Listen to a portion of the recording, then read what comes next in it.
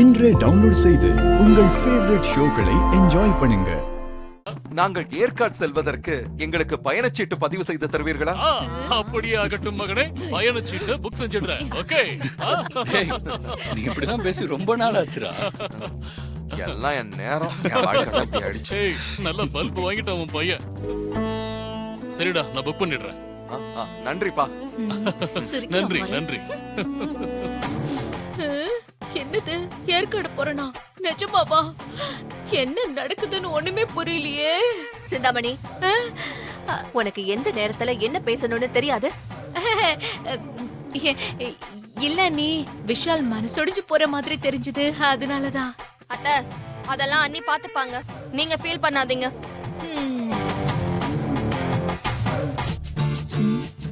Time ஆச்சு, இந்நேரம் விஷால் வந்திருக்கணுமே.